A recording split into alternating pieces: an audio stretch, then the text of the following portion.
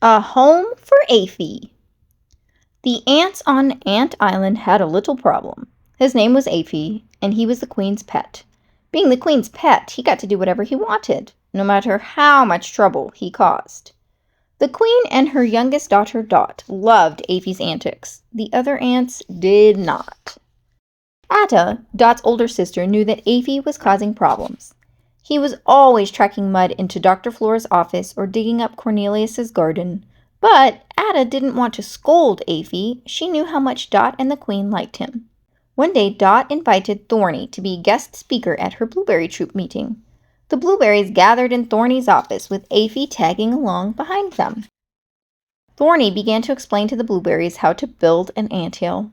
But as Thorny showed them a drawing, Aphie jumped up and licked his face. The blueberries squealed with laughter. Thorny tried his best to ignore Aphie. "If you look right here," he said, pointing, "you'll see where to build the entrance." The blueberries giggled. Aphie had poked his head right through the map. Later, as the blueberries were leaving, Dot smiled up at Thorny. "I'm glad we came to see you," she said. "I always thought your work was so serious, but it's fun." Thorny sighed and went back to his desk. The next morning, Atta paid Thorny a visit. She noticed that he looked upset. "How was the blueberry meeting?" Atta asked him. Thorny was just about to answer when they heard someone approaching. Sure enough, the queen soon appeared with Dot and Aphie. "Aphie can balance a seat on his head," Dot declared. Aphie jumped onto one of Thorny's drawings and did his trick. Thorny and Atta clapped politely. "You're so talented," said the queen as she patted Aphie. "You can show Aphie's trick to the blueberries at your next meeting, Dot."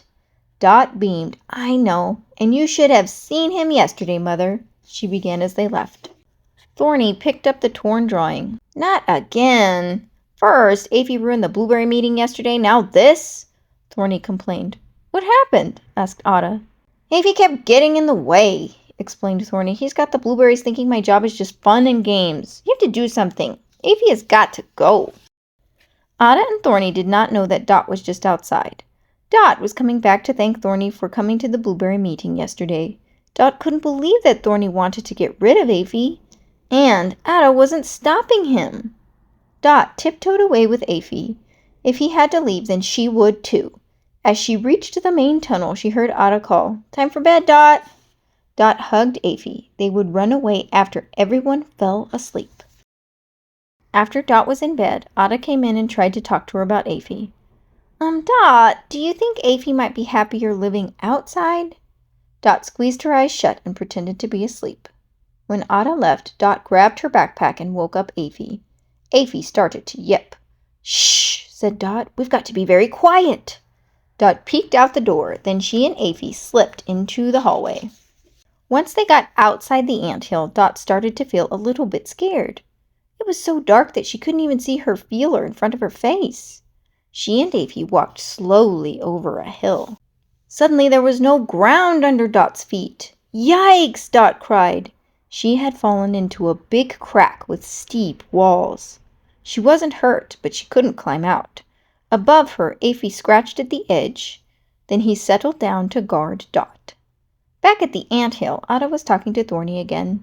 "What if we built a shelter for Aphie?" she suggested. "We could put it right outside the front entrance. That way Mother and Dot could still play with him, but then he'd be out of our way."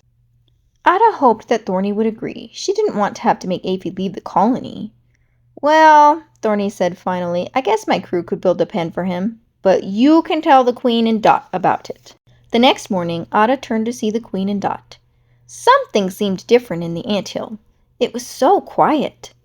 Atta found the Queen just outside Dot's room. The Queen looked alarmed. "Have you seen Dot?" "I thought she might be with you," said Atta.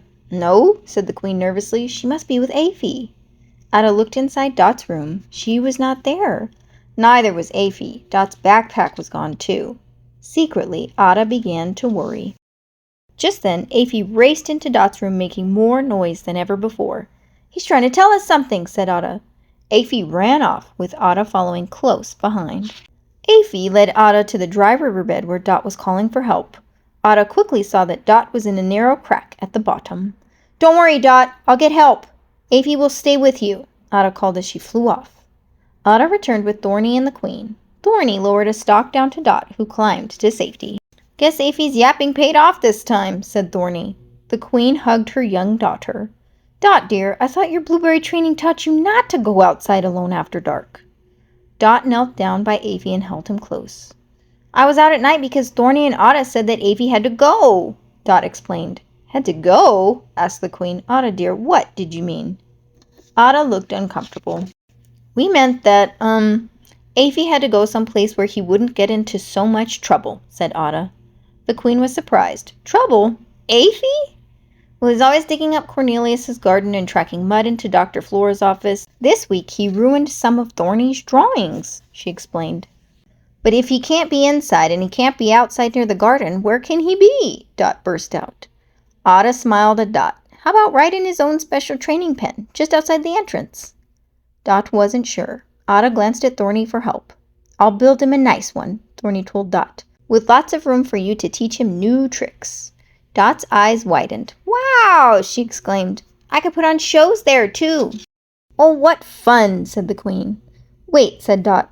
"What do you think, Aphie?" Aphie ran over to Thorny and gave him a big lick on the face.